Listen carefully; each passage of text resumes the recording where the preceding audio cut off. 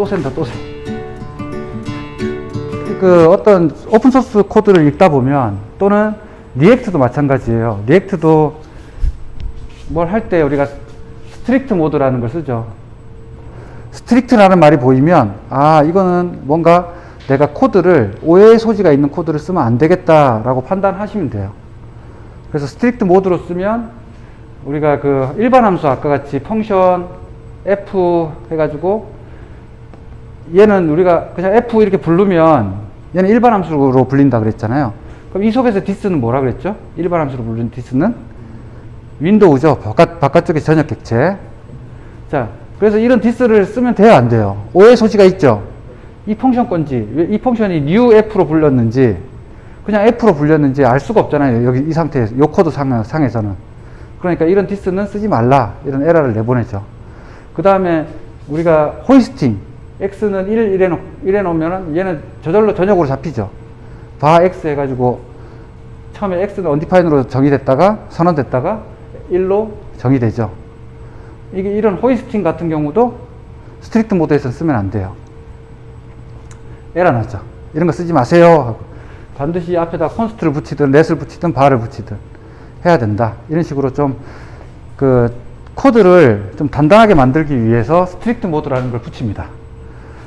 하지만 이거 스트릭트 모드를 우리가 HTML 읽고 제일 바깥쪽 스크립트에서 스트릭트 모드를 걸었어요. 스트릭트 모드를 걸고 나서 함수들 막 쓰죠. 그럼 얘들은 다 뭐예요? 스트릭트 모드겠죠. 근데 우리 사이트에서 여기서 뭐 로닷이라든지 다른 라이브러리를 써요. npm 라이브러리를. 근데 npm 라이브러리가 스트릭트 모드를 안 걸고 만들어 놓은 거야. 그럼 걔들 코드 중에 콘스트 안 붙인 이런 코드가 있을 수 있잖아요. 디스 이런 거 있을 수 있잖아. 그러니까 다 일어나죠. 그래서 안 돼요.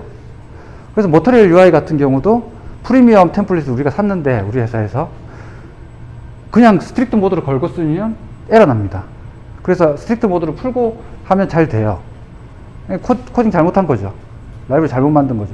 그러면은 얼른 메일 보내가지고 하든 아니면 내가 풀 리퀘스트, 근데 프리미엄은 기스에 오픈되어 있지 않거든요. 돈 주고 사는 거니까. 그래서 메일 빨리 보내가지고 고쳐주세요 하시면 돼요. use strict 해서 쓰시면 되고, 그리고 스트릭트는 내가 이렇게 바깥에다가 선언할 수도 있지만 함수 안에서만 선언할 수도 있어요. 그럼 이 함수 내에서만 스트릭트 모드죠. 근데 이런 거 쓰면 안 돼요. 헷갈려. 오해 소지가 있죠. 밖에서는 스트릭트 모드가 아니고 속은 스트릭트 모드, 이런 거 안 됩니다.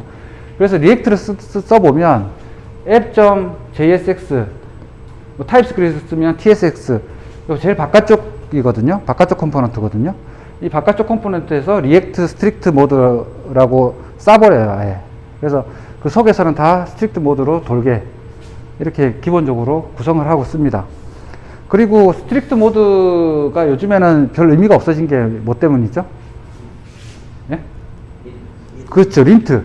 ES 린트라는 게 있죠. 우리가 VS 코드 설치한 게 뭐죠? ES 린트랑 대표적으로 프리티어 했잖아요. ES 린트가 구문 이런 오류가 있거나 오해 소지가 있는 코드들을 다 잡아줘요. 린트가 잡아주고, 그 다음 프리티어가 뭐 세미콜론 빠진 거 붙여주고, 인덴테이션 맞춰주고, 뭐 X는 A 더하기 B 이렇게 붙였으면 A 띄우고 더하기 B 이렇게 이쁘게 만들어주죠. 이건 프리티어가 해주는 거고. 그래서 이 두 개를 쓰는 거예요. 내가 막 코딩하고 세이브 딱 누르는 순간 쫙 이쁘게 되죠. 인덴테이션이고 뭐고. 자, 빌트인이라는 말을 자주 만나게 돼요. 여러분들이 어디서? 에러가 났을 때. 코딩하다가 이제 익셉션이 쫙 떨어지잖아요. 에러가 딱 떨어지면 빌트인이라는 말이 막 나와요. 빌트인에서 뭐 네가 잘못 썼어 이렇게 나오는데, 빌트인에는 그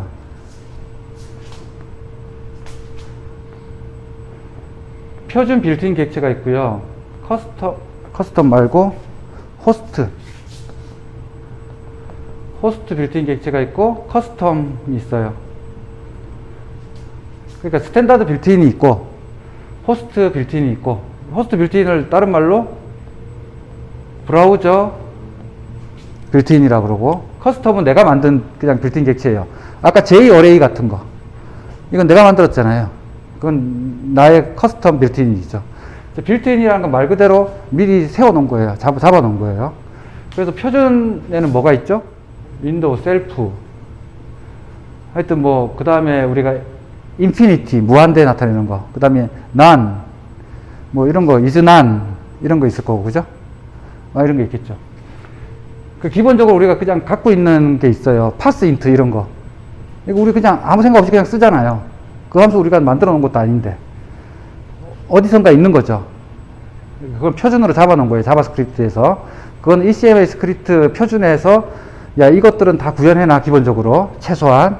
자, 이렇게 해서 정의를 해 놓은 거예요. 그래서 이 표준 빌트인 객체들은 다 함수도 마찬가지고, 기본적으로 다 자바스크립트 환경에서는 다 돼요. 자, 그 다음에 이 호스트 빌트인이라고 하는 거는, 브라우저 빌트인은, 이게 이제 왜 브라우저라는 말이 붙냐면, 브라우저에서 갖고 있는 거. 기본적으로 DOM, 도큐멘트 오브젝트 모델, 그죠? 우리가 엘리먼트, 스타일, 이런 거 다 DOM이죠. 그 다음에 보험이라는 게 있죠. 이 보험은 뭐예요? B는 뭐의 약자죠? 그렇죠. 브라우저입니다, 브라우저. 그래서 도움이라고 하는 거는 아까 말한 엘리먼트, 우리가 도큐멘트, D니까 도큐멘트잖아요. 그럼 도큐멘트라는 객체도 있죠. document.get element by id 이렇게 하잖아요. 이 도큐멘트에 관련된 것들은 다 여기 있는 거예요. 그 다음에 그 document.add event listener 이런 것도 다 이 호스트 빌트인이고, 보험이라고 하는 거는 브라우저니까, 브라우저에는 기본적으로 뭘 갖고 있죠? 로케이션 이런 거 있고, 또 뭐 있죠? 뭐 히스토리, 북마크 이런 거, 이런 것들이 다 보험에 들어가는 거예요. 그래서 뭐 보험에는 뭐 이런 게 있다 정도만 알면 돼요. 뭐 이걸 외울 필요는 없고요. 그래서 빌트인에서 중요한 함수는 아까 말씀드린 뭐 파스 인트라든지 이런 것들이고, 그럼 스트링 객체, 스트링 클래스, 뭐 넘버 클래스, 심볼 이런 것들은 다 뭐예요? 빌트인 객체겠죠. 빌트인 객체. 자, 그 중에 빌트인 중에 좀 얘기할 거리가 있는 게 이벨이죠. 이벨 스트링으로 들어가요. 자, 내가 const a는 1 이렇게 쓰고 세미콜론 쓰면은 문장 구분이죠. 그 다음에 뭐 console.log log 요 a 더하기 1 이렇게 하고 닫았어요. 이게 다 스트링이죠. 그냥 스트링 텍스트일 뿐이에요. 근데 이벨을 만나면 이벨 함수는 이벨을 뭐 어떻게 해요? 자바스크립트로 실행시킵니다. 예전에는 SQL 인젝션이라고 하는 해킹이 있었는데, 내가 딜리트 진짜 우리가 로그인 하는데 아이디 패스워드를 물어보죠. 그 아이디는 뭐고 패스워드는 뭐다 뭐 이렇게 해가지고 우리가 로그인 버튼 딱 누르잖아요. 그럼 이 두 개의 값은 어디로 가요? 서버로 가죠. 서버로 가는데 내가 아이디에다가 이렇게 해놨어요. delete from user 이렇게 입력했어요. 그래서 이걸 만약에 실행시켜요. 어떻게 실행시키냐면, 제가 이걸 로그인을 시키기 위해서는 서버에서 어떤 짓을 하죠? 유저 테이블을 읽어봐야 되겠죠. 그래서 select asta from user where id는 내가 입력한 요거, 그 다음 패스워드는 입력한 요거. 물론 이제 암호화 해야겠죠. 암호화 뭐 SHA2 이렇게 해가지고 이 쿼리를 실행시키죠. 실행시킬 때 내가 요거를 하는데 여기다 세미콜론 하나 딱 찍어요. 그러면은 셀렉트 하다가 얘가 뭐가 돼요? 서브 쿼리처럼 실행될 수 있겠죠. 그러면 유저 테이블 다 날아가죠. 이게 이제 SQL 인젝션이라고 하는 거예요. 그래서 요즘에 이제 예전에는 이런 사고들이 막 났었어요. 장난삼아 막 이렇게 쳤는데 실행이 돼버리고 막 그런 말도 안 되는 시절이 있었어요. 하지만 지금은 어떻게 해요? 다 이런 값들은 다 이스케이프 처리합니다. 그래서 뭐 이런 문장들 이런 것들 다 이스케이프 돼가지고 그냥 순수한 텍스트로만 인식돼요. 이벨 하니까 생각나네. 그래서 여러분들이 어떻게 할 수 있어요? 텍스트 에어리어를 만들고 이 서버에서 예를 들어서 어떤 특정 디렉토리를 지우는, 우리가 FS라는 거 아까 지금 호스트에는 브라우저만 있는 게 아니죠. 노드 환경도 있죠. 우리가 익스프레스 나중에 배우겠지만, 노드 익스프레스. 이제 노드 환경에서는 FS라는 걸 접근할 수가 있어요. 파일 시스템. 그래서 이 파일 시스템에 뭐 어떤 특정 경로를 딜리트 할 수도 있어요. 리무브, 알렘을 때릴 수도 있어요. 그런 걸 텍스트 에리어에 넣고 이벨로 요 값을 실행시키면 실행되겠죠. 그래서 이벨은 상당히 위험합니다. 어떤 면에서는 또 사용성이 좋을 수도 있어요. 여러 가지 환경들 있죠. 내가 코드를 제네레이트 하는 거야. 사용자가 어떤 값을 입력했어요.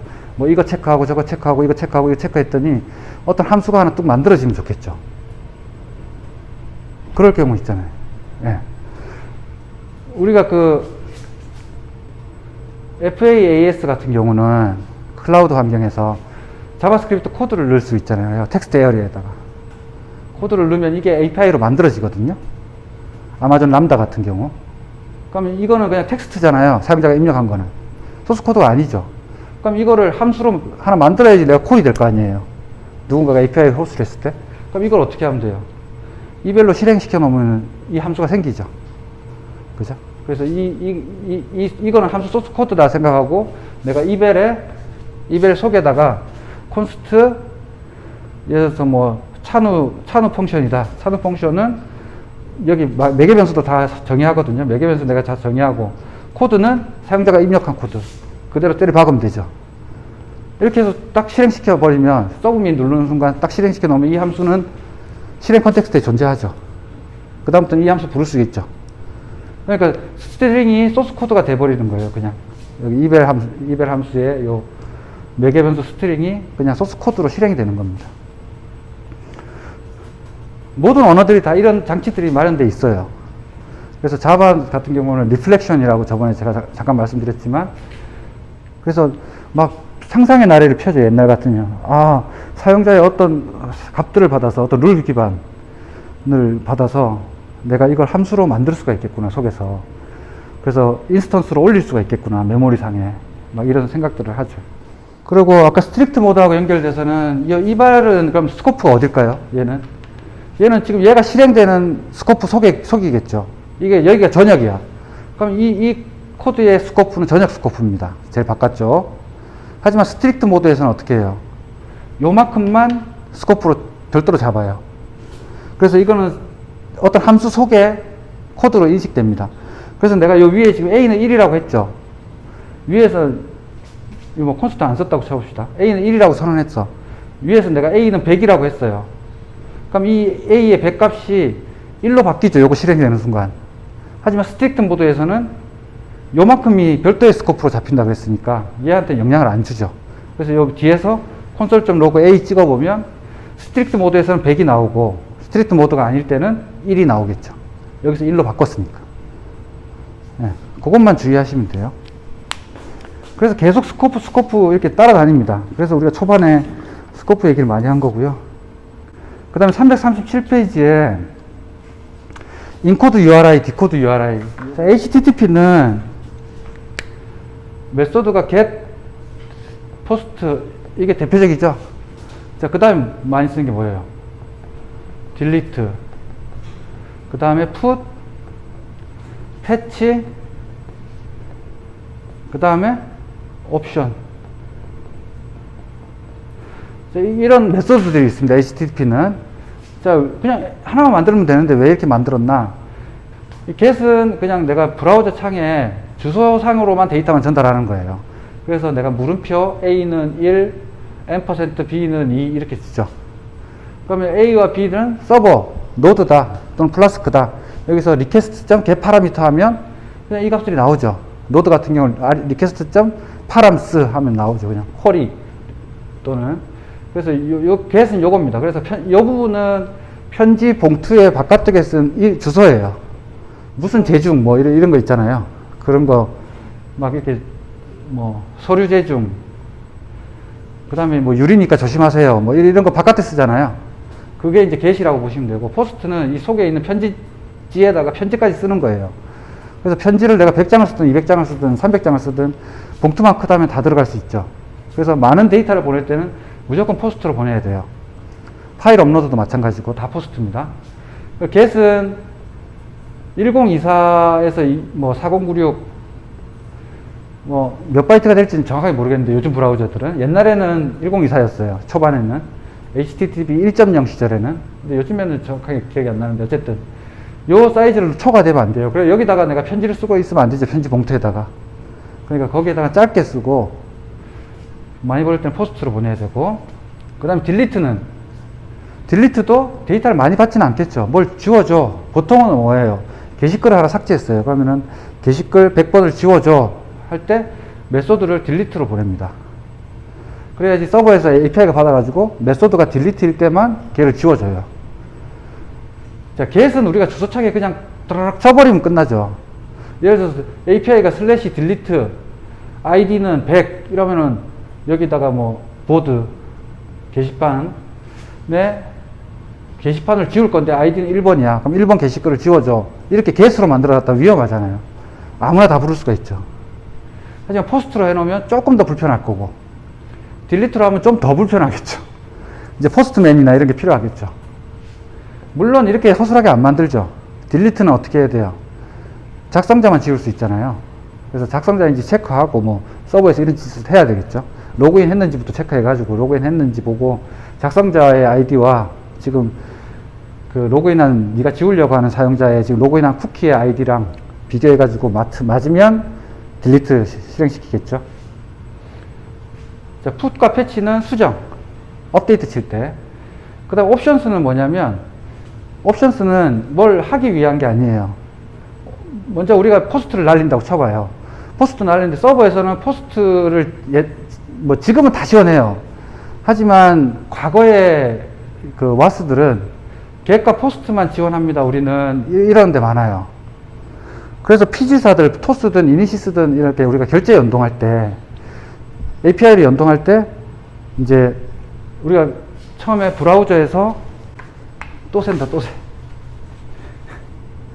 자, 브라우저에서 창을 띄우죠. 결제 창을. 결제 딱 누르면 3,000원 결제하세요. 해주세요. 이랬어요. 그러면 창이 딱 떠가지고 카드 선택하고, 뭐 카드든 이지페이든 선택하고 결제를 딱 누르죠. 그러면 어떻게 돼요? 이 창은 지금 누가 띄운 거죠? 이니시스나 토스나 뭐 KS넷이나 뭐 KCP나 이런 데서 이런 피지사들이 띄워준 거예요. 나는 그 피지사에 정해진 API만 호출했을 뿐이야. 내 상점 아이디를 가지고. 그러니까 여러분들이 쇼핑몰을 만든다 그러면은 이걸 붙이면 돼요. 대신에 좀 전에 말씀드린 이런 피지 벤더들한테 등록해야 되겠죠. 내 사업자 등록증이랑 뭐 서류를 제출하고 내 상점 아이디를 받아요. 그래서 내 상점 아이디와 그 다음에 시크릿 API 토큰이라는 게 있어요. 기본적으로 이렇게 외부에 있는 API를 부를 때는 API 토큰이라고 하는 것과 시크릿 키 두 개를 갖고 있거든요. 그 다음에 서버 키라는 게 또 하나 있죠. 자, 이거는 있을 수도 있고 없을 수도 있고, 우리가 나중에 푸시 보낼 거예요. 그 파이어베이스, 구글 FCM 통해서 앱에다가 푸시를 보낼 때 이제 이 서버 키는 누가 갖고 있죠? 서버가 갖고 있겠죠. 그 다음 토큰 같은 경우는 아까 기기마다 정해진다 그랬고, 시크릿은 여기 띄울 때 시크릿 키를 내가 보내는 거예요. 이거는 뭐예요? 상점 아이디를 어떻게 암호화해가지고 만들어진 거겠죠. 유니크하게. 그래서 이렇게 키들을 가지고 내가 이 상점을 띄워요. 띄우고 사용자가 뭐 어떻게 하고 뭐 QR 스캔을 하든 뭐 하든 결제 다 했어요. 다 하면은 처음에 이 데이터 누가 받죠? 이 피지사가 받겠죠. 피지사 서버가. 피지사 서버가 받아서 어디로 가야 돼요? 예를 들어서 현대카드다.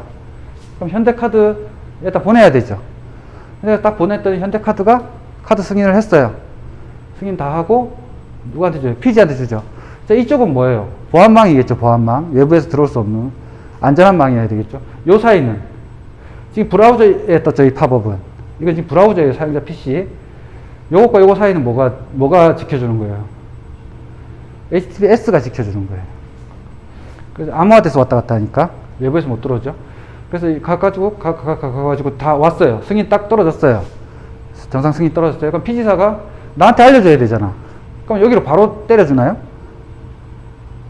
못 때려주죠. 여기서 바로 승인되었습니다. 때려주면은 이거는 지금 뭐예요? 다 노출됐잖아. 내가 이 소스 코드, 이 HTML 소스 코드를 까보면, 자바스크립트 코드를 까보면 이게 들어있겠죠. 이게 들어있으니까 내가 띄웠을 거 아니에요. 클라이언트에서 서버 없이. 그러니까 이거 불안해. 그래서 승인된 결과는 어떻게 하냐면 우리 서버로 보내요. 정확하게 말씀드리면 이거 갈 때도 그냥 안 갑니다. 갈 때도 나한테 한번 더 물어봐요. 서버에 특정 URL로 한번 물어봐요. 그래가지고 이 사람이 금액이 맞는지, 이 사람이 지금 3,000원짜리 물건을 사는 게 맞는지, 이 물건이 온전한지, 이 사용자 이름하고 네가 갖고 있는 이름하고 맞는지, 뭐 이런 걸 비교해 보죠. 뭐 전화번호를 비교하든 뭘 비교해가지고 맞으면 OK를 줘요, 내가. 그래서 사실은 이렇게 가는 겁니다. 여기서 바로 브라우저에서 가는 게 아니고 이렇게 갔다가 1번 팝업 띄우고 2번 피지사 갔죠? 피지사에서 3번 한 번 더 확인해요. 정말 이 사람이 살려고 하는 거 맞아? 그럼 나는 뭐 해야 돼? 이 사람이 이 팝업을 띄우기 전에 서버에다 저장해 놔야겠죠. 이 사람 뭐 산다더라 라고 알고 있어야 돼요. 그래서 맞아요 하고 OK를 주면 4번, 그 다음 피지는 카드사에 5번 가는 거예요. 그 다음에 카드사에서는 승인했죠. 6번. 다 왔어요. 승인 다 떨어졌어요. 그럼 승인된 거를 나한테 뭐 이런 거 본 적 있죠. 결제하다 보면은 페이북 같은 경우 그 앱에서 다시 결제 완료를 누르세요. 뭐 이런 거 누르면 서버 안 누를 수도 있고 바로 보낼 수도 있고, 이건 내 마음이죠. 피지사 마음이죠. 그래서 우리 서버가 또 받아야 되죠. 그럼 체크하는 API가 우리가 있어야 되고, 그 다음에 나중에 결제 다 된 거 받은 거 봐야 되죠. 그래서 결제를 받아가지고 승인이 오케이 나면은 우리 DB에 저장해야 되죠. 저장하고 나서 그 다음에 뭐가 이상이 있어, 금액이 안 맞거나 문제가 있어, 그럼 다시 리젝 해야 되고, 그러면은 PG는 또 가서 취소 때려야 되고, 이 과정을 거칩니다. 그래가지고 오케이 되면 나는 여기서 리다이렉트를 합니다. 지금 이 리다이렉트를 내가 이 서버는 한 번도 얘하고 지금 직접적으로 연결이 안 됐잖아요. 팝업 띄웠죠? 팝업 띄우고 PG한테 갔잖아요. 지금 이 브라우저하고 서버하고의 연결 고리가 있어요, 없어요? 없죠. 이 PG는 저기 바깥에 있는 거예요. KSNet이든 뭐 KCP든. 하여튼 바깥쪽에 있는 애들이기 때문에 내가 이 브라우저를 알 수가 없어요, 서버가. 그런데 이게 쭉쭉쭉 이렇게 많이 다니고 왔는데 내가 이 사용자의 브라우저를 결제되었습니다 띄우려면은 뭘 알면 되죠? 세션을 알면 돼요. 그래서 우리가 서버를 이제 배우겠죠. 그래서 세션을 쫙 갖고 다니는 거예요. 세션은 유니크하니까, 브라우저마다 하나씩 생기니까. 그래서 그 세션을 가지고 리다이렉트를 때려버리면 이 화면이 팝업은 닫히고 결제되었습니다. 결제 내역이 쭉 나오겠죠. 이 과정을 거칩니다. 자, 그럴 때 이 메소드들이, 이 API들이 계획과 포스트만 지원한다 그러면은 좀 거시기 하죠. 내가 뭐 취소를 보냈다 그러면 딜리트도 하고 싶고 막 그렇잖아요. 그래서 PG사들이 처음에 이렇게 잘 만들었어요. 이제 한번 격변의 시기를 거쳤거든요. 뭐가 없어졌죠? 액티브엑스가 없어졌죠. 그러면서 자, 이제 취소는 우리가 딜리트로 보내줄게 너한테, 뭐 이렇게 약속을 해놔, 프로토콜 복잡하게 해놓죠, 일부러. 자, 그렇게 했더니 이 사람들이 와스가 옛날 와스라서 지원이 안 돼. 이런 게 지원이 안 돼. 그래가지고 get하고 post밖에 안 돼. 어떤 데는 아주 뭐 2005년에 만들어질 수도 있고, 그죠? 서버는 언제 만들어질지 모르니까. 자, 그렇게 해서 지원이 안 되니까 그냥 이 두 개로만 불러주는 거예요, 그냥. 이렇게 단순화가 되는 거죠, 자꾸. 우리가 get을 보낼 때 아까 같이 A는 1, B는 2 이렇게 보낼 수 있지만, 네임은 홍길동 이렇게 보낼 수 있죠. 이 홍길동 우리가 크롬이든 뭐든 이 주소를 복사해 가지고 메모장에 딱 붙이면 이 홍길동이 나오나요? 안 나오고 뭐 퍼센트 %EB 퍼센트 %C 뭐 이렇게 나오죠. 한글이 뭐 된 거야? 인코딩 된 거죠. 왜? 이 URL 요 주소는 네트워크를 타고 날아가잖아요.